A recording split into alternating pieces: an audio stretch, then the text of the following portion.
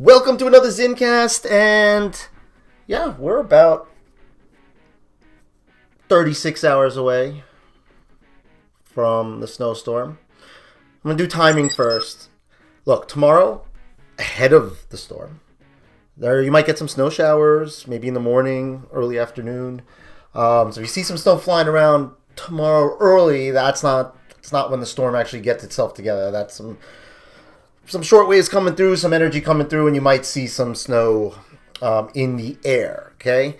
But the main event is, I'm talking New York City area here, okay? So obviously a little bit sooner, further south you go, and a little bit later, the further north you go.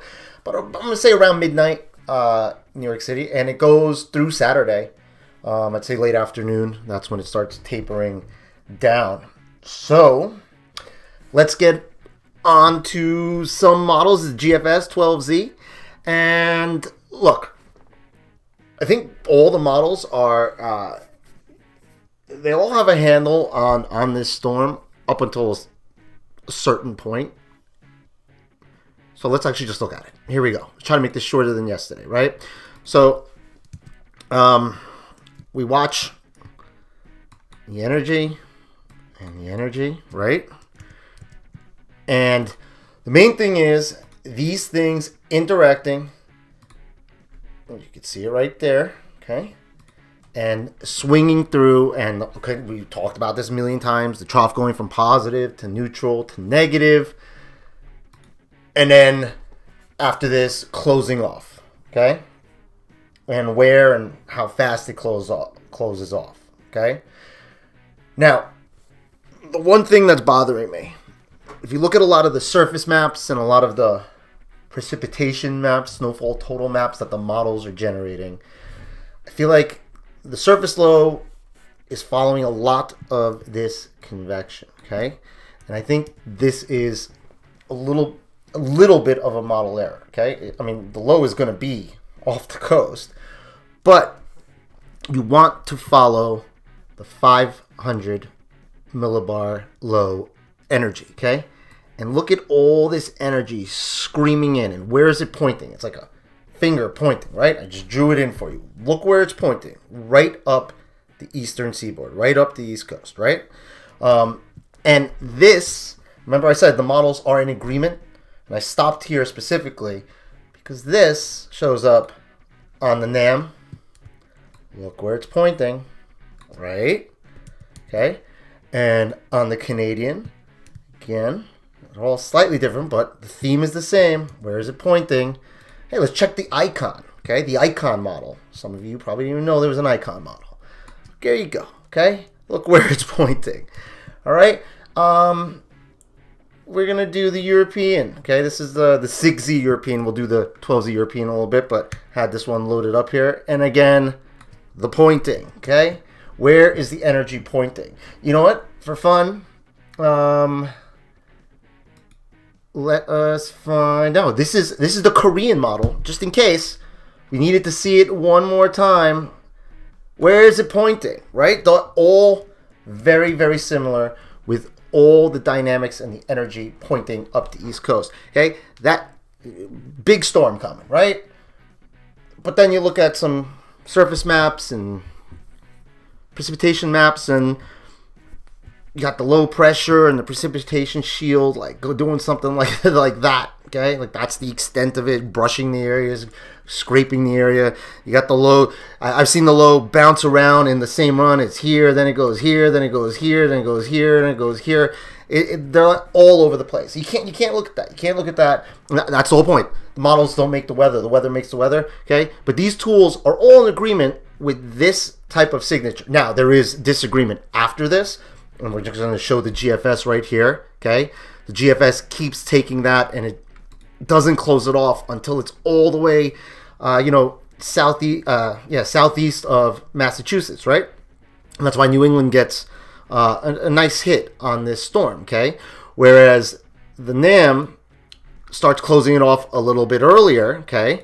So it keeps the moisture close to the coast. And again, there is a very sharp cutoff on these precipitation maps and on these surface maps when you look at them. But still, this is a better upper level pattern after that point, right? But before that point, everything is telling me that there's going to be a ton of energy feeding into our area. And with that energy coming in, we should get precipitation to break out.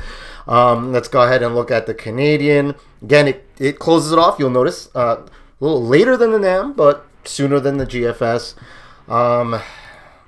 Let's check the icon.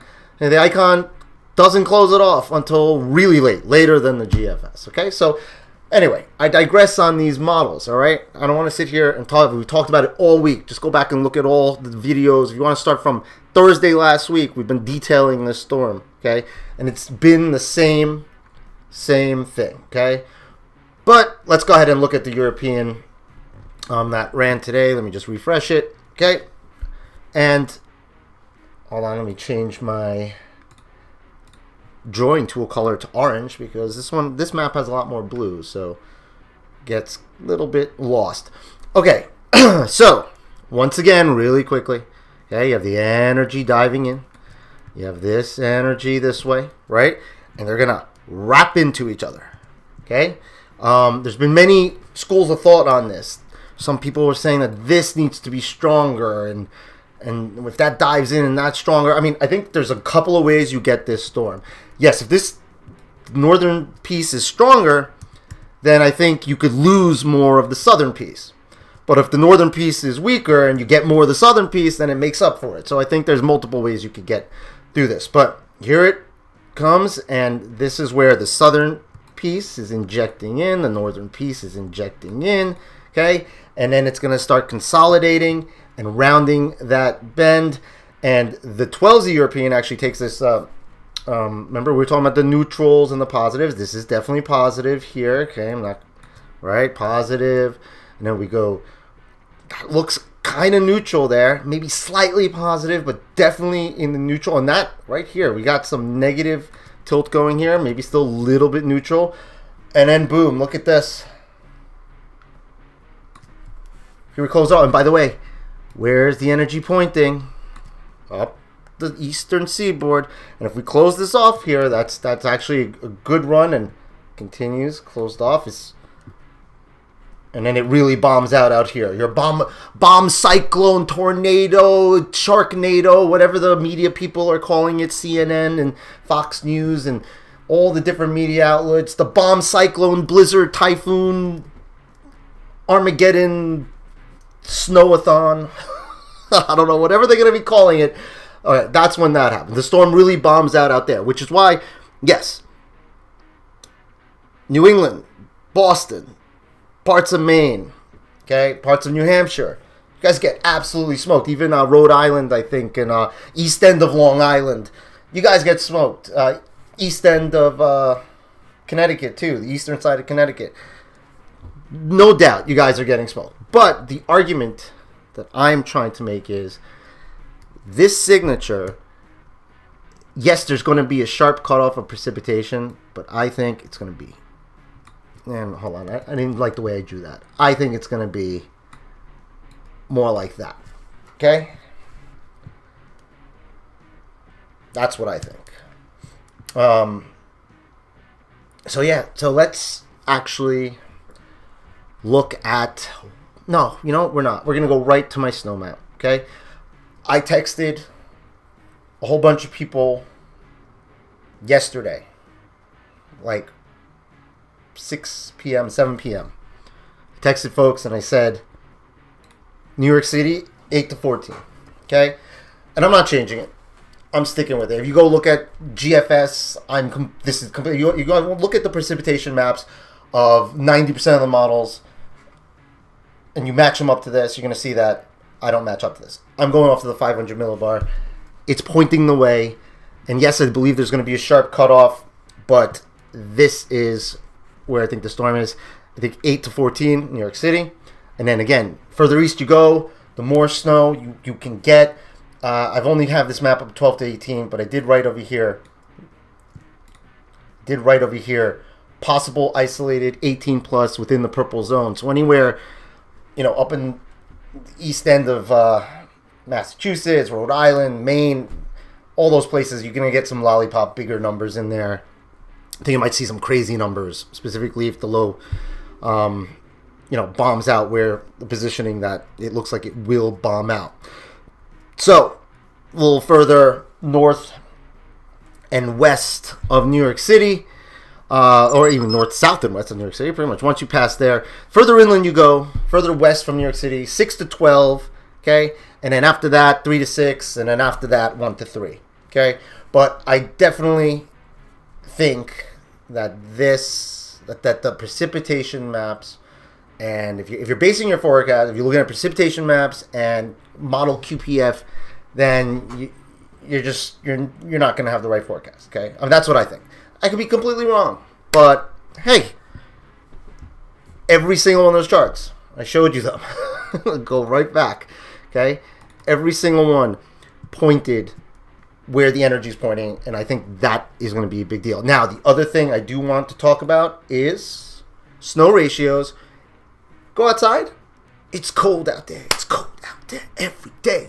Okay? Bill Murray from Groundhog Day. There was a storm coming in Groundhog Day. He got stuck there. That's why they stayed there that night. Just remember that. But I digress. Listen, the cold temperatures, this storm is going to have higher snow ratio. Okay? Now, the things that cut down the snow ratio are wind. So, wind can cut down the snow ratio. But normal snow ratio is 10 to 1. So, let's pretend you're going to get an inch of precipitation at 10 to 1. That's 10 inches, right? But if this is a 15 to 1 storm, which it definitely, I mean, that's what it looks like it's going to be. 15 and sometimes pushing further inland to 20 to 1. Well, that inch of precipitation would be 20 inches of snow. Now, further inland, it's not going to get as much precipitation.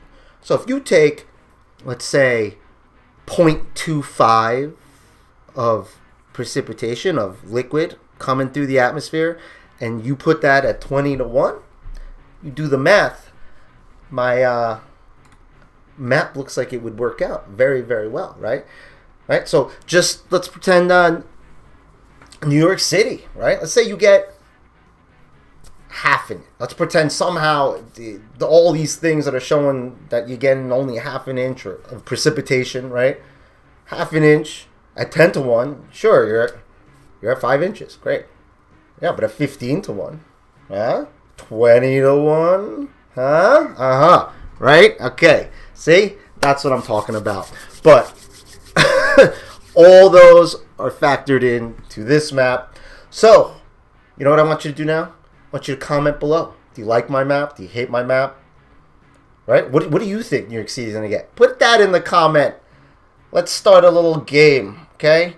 I say 8 to 14. Let's see what you say. Like, subscribe, hit all the buttons, the notification button, the whistles, everything, okay? And I hope you enjoyed this Zincast, because clearly, when I made this map, I clearly said the models don't make the weather. The weather makes the weather. Have a good one, everyone.